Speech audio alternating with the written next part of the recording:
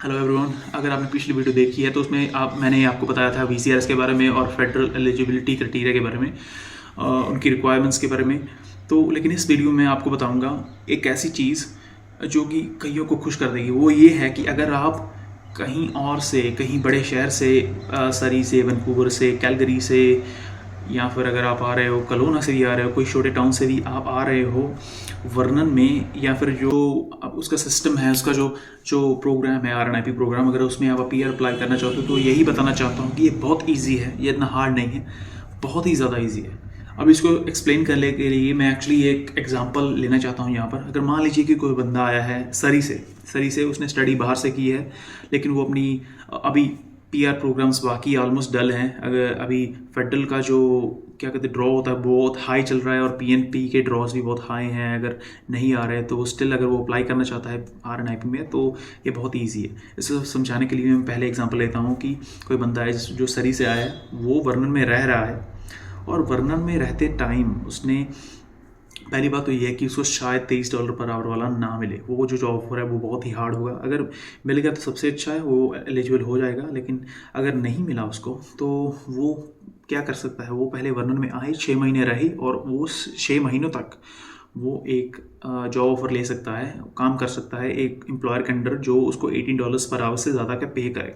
Any construction job, any kind of labour job can pay you $18 per hour और more than that. उसके बाद जब वो कर रहा था, he can do another thing, वो अपना लैंग्वेज टेस्ट पूरा कर सकता है, अपना IELTS कर दे सकता है, और IELTS या सेल्फ कुछ भी इसको पसंद है तो उसमें वो CLB अपने अचीव कर सकता है। अगर मान लीजिए उसने CLB 7 अचीव कर लिया, जो हार्ड नहीं होता, वो एक्चुअली कंबाइंड होता है। अगर रिक्वायर्ड, अगर वो नॉक डी की जॉब कर रहा था तो उसका CLB जो रिक्वायर्ड वो होगा CLB 4 का, है ना। तो अगर उसका CLB 7 आ गया, जो कि है लिसनिंग, रीडिंग, राइटिंग और स्पीकिंग में 6 इन IELTS, 6 आपको पता है इतने हार्ड नहीं होते।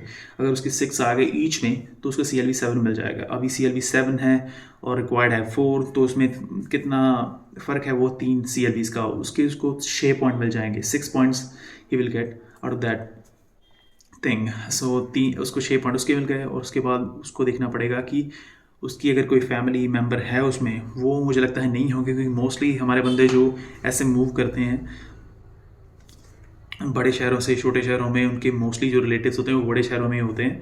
तो इनकेस अगर आपके हैं तो सबसे बढ़िया, अगर नहीं है तो मैं उसमें 0 ही लगा दूंगा। तो जो सेकंड पॉइंट है, थर्ड पॉइंट है, वो है कि अगर उसने प्रीवियसली ट्रैवल किया है, उसके चांसेस होंगे, अगर किया है तो बढ़िया, अगर नहीं किया तो उसके भी 0 ही लगेंगे। सो फार हमारे पॉइंट सिर्फ 6 ही हैं, उससे ज़्यादा बड़े नहीं हैं। अब हम आते हैं पॉइंट पर, हम आते हैं अब उसमें उन्होंने कहा है कि कितने टाइम तक वो कम्युनिटी में रहा है। अगर 6 महीने से ज़्यादा या 6 महीने तक रहा है तो वो उसको 8 पॉइंट मिलेंगे। अगर वो 6 महीने से ज़्यादा 7 महीने भी रहा है तो उसको 8 पॉइंट ही मिलेंगे, लेकिन स्टिल 8 पॉइंट बहुत ज़्यादा होते हैं। अगर उसके पास बहुत सा पैसा है और उसने रेजिडेंशियल प्रॉपर्टी बाय की है किसी भी तरह की, तो दैट्स गुड। बट अदरवाइज मुझे पता है कि मोस्टली लोगों के पास ऐसा कोई इतना ज़्यादा पैसा नहीं होता, और उनके पास बहुत ही कम चांस थे कि उनके पास कोई रेजिडेंशियल प्रॉपर्टी हो ऐसी कम्युनिटीज़ में। So now we just gonna add 8 points. हम 8 पॉइंट्स ही ऐड करेंगे उस चौथे सेक्शन में से। अब उसके बाद बारी आती है, हमारे पास कितने टोटल पॉइंट्स हैं अभी, 8 and 6, दैट्स 14 पॉइंट्स, राइट। अब उसके बाद हम आते हैं 5वें सेक्शन में। इसमें उन्होंने कहा है कि अगर आप 6 महीनों तक कॉन्टीन्यूसली वर्क कर रहे थे कम्युनिटी में तो आपको उसके 13 पॉइंट मिलेंगे। अगर आप स्टडी कर रहे थे, in case we all know वो सरी से आया वो बंदा और उसने स्टडी नहीं की यहाँ पर, तो हम इसके 10 पॉइंट नहीं डालेंगे। लेकिन हम जो वर्क कर रहा था वो बंदे ने वर्क किया 6 महीने तक, उसके 13 पॉइंट जो इन्होंने रखे हैं वो तो हम डालेंगे ही डालेंगे। तो 13 पॉइंट प्लस वो जो 6 तो जो पहले सेक्शन से आए थे, और जो हमें चौथे सेक्शन से 8 पॉइंट मिले। सो 6 + 8 इज़ 14, 14 + 13 इज़ 27 पॉइंट। अब उसके बाद 27 पॉइंट आ गए ना। अब 27 पॉइंट आने के बाद उसकी जो अगली जॉब है वो है कि उसको 3 पॉइंट लेने हैं। वो 30 पॉइंट अचीव करने के लिए, अभी मैं बताऊंगा कि वो 30 पॉइंट क्यों अचीव करने पड़ेंगे उसको। वो उसके बाद स्पाउस की बारी आती है। स्पाउस मोस्टली बंदों का नहीं होता, जो +2 करके आते हैं इंडिया से और उनके पास कोई डिग्री विग्री नहीं होती, तो स्पाउस के हम 0 पॉइंट ही ले लेते हैं। अगर आपके हैं तो बढ़िया है। आपको ज़्यादा मुश्किल नहीं होगी। अब इसके बाद बारी आती है 7वें पॉइंट की, 7वें सेक्शन की, वो है वर्क एक्सपीरियंस का। मोस्टली जो बंदे +2 करके आते हैं इंडिया से, उनके पास कोई वर्क एक्सपीरियंस नहीं होता। वो जैसे स्टडी करते हैं 18 ईयर्स तक और उसके बाद वो सीधा ही कनाडा में आ जाते हैं, उनके पास कोई वर्क एक्सपीरियंस नहीं होता। अगर आपके पास है तो बढ़िया है, नहीं है तो या हम it is what it is, right. इसके ऊपर हम 0 लगा देते हैं। सो स्टिल हमारे पास 27 पॉइंट ही हैं। अब बारी आती है 8वें पॉइंट की, 8वें सेक्शन की, वो है वर्कर्स की एज। अगर आपकी एज कितनी है, अगर आपकी 25 से कम है तो आपको 3 पॉइंट मिलेंगे। अगर आपकी 26 और 38 के बीच है आपको 5 पॉइंट मिलेंगे। मैं एग्जांपल ले रहा हूँ एक आम बंदे की जिसने +2 की है, सरी से आया है, +2 करके कनाडा में आके सरी से अब वर्नर में मूव रहा है, तो उसको उसके वो डेफिनेटली 25 से कम ही होगा। अगर है तो कोई बात नहीं, बढ़िया है, उसके ज़्यादा पॉइंट हैंगे। अगर 25 से कम है तो उसको 3 पॉइंट हम ऐड कर लेते हैं। अब 27 + 3 हो गया 30। अब उसने 30 का वो जो थ्रेशोल्ड है वो अचीव कर लिया है। सो या दैट्स ग्रेट। अब उसके बाद बारी करते हैं, लेकिन स्टिल हम पूरे अपने पॉइंट्स जितने हों वो ही उतना ही बढ़िया है ना। तो हम अब पहुँचते हैं बारी आती है एक्चुअली 9th सेक्शन की, वो है कि वेज के बारे में। अगर आपकी वेज जो है वो $23 पर आवर से ज़्यादा की है तो आपको पॉइंट मिलेंगे एक्स्ट्रा उस $23 अगर आपकी $24 की है तो आपको, मैंने ऑलरेडी ये एक्सप्लेन किया है, लेकिन अगर आपकी $24 पर आवर की जो वेज है अगर वो मिल रही है तो वो 23 से $1 ज़्यादा है तो उसके आपको 1 पॉइंट मिलेगा। और इसकी कैप 12 पॉइंट्स की है, लेकिन हमारा जो बंदा है उसकी मुश्किल से $18 पर आवर वाली जॉब ही लगी है तो उसको कोई पॉइंट नहीं मिलेगा भाई। वो तो मुश्किल से एक्सेप्शन में ही जा रहा है। अब जो लास्ट पॉइंट है वो ड्राइवर लाइसेंस का। अगर आपके पास कनाडा का लाइसेंस है तो आपको 2 पॉइंट मिलेंगे। अगर आपके पास कनाडा का लाइसेंस नहीं है, फॉरेन कोई लाइसेंस, इंडिया का लाइसेंस है, तो उसके आपको 1 पॉइंट मिलेगा। अभी मुझे पता है कि मोस्टली जो बिग सिटीज़ होती हैं वहाँ पर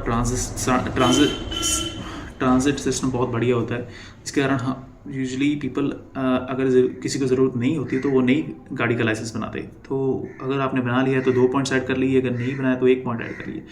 फ़िलहाल हमारे बंदे के पास अगर 1 पॉइंट भी है तो उसके 31 पॉइंट्स हैं। अब उसके पास 31 पॉइंट्स हैं। वो 6 महीनों तक उस कम्युनिटी में काम कर रहा था, वर्न में काम कर रहा था, एंड उसका जो अभी उसके पास जो जॉब ऑफर था वो $18 से ज़्यादा का था। अब वो एलिजिबल है अपनी RNIP की फ़ाइल जो है उसको आगे बढ़ाने के लिए। अब उसको क्या करना पड़ेगा, अपनी जो RNIP में अपनी प्रोफाइल बनानी पड़ेगी। जो RNIP की ऑफिशियल वर्नर की वेबसाइट है उसमें अपनी फ़ाइल बनानी पड़ेगी, अपनी प्रोफाइल बनानी पड़ेगी। प्रोफाइल में उसको अभी अपना सारा डेटा जो है वो ऐड करना पड़ेगा और उसके बाद इसको ईमेल लिखनी पड़ेगी। जो कमिटी मेंबर्स हैं, जो वर्नन का कोऑर्डिनेटर है, ऑफिशियल जो कोऑर्डिनेट कर रहा है पूरी प्रोसेस को, उसको ईमेल करनी पड़ेगी, जहाँ उसको टेलीफोन करके उसको कॉल करनी पड़ेगी कि मेरी जो फ़ाइल है, मेरी ये फ़ाइल लगी हुई है और मैं इसमें अप्लाई करना चाहता हूँ। So right now he is eligible.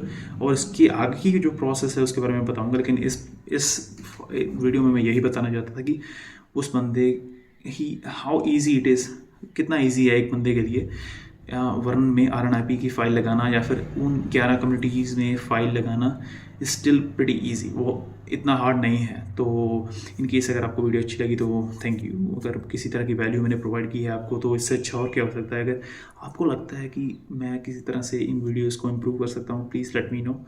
अगर कोई सॉफ्टवेयर है जो आपको लगता है कि मैं यूज़ कर सकता हूँ उसके बारे में मुझे बताइए प्लीज़। And thank you. अगर आपके कोई सजेशंस हैं तो लेट मी नो। अगर आपके क्वेश्चंस हैं वो कमेंट में ज़रूर लिखिए, मैं कोशिश करूँगा अगर मुझे उसका आंसर पता हो तो मैं उसका आंसर ज़रूर करूँगा। And thank you, take care.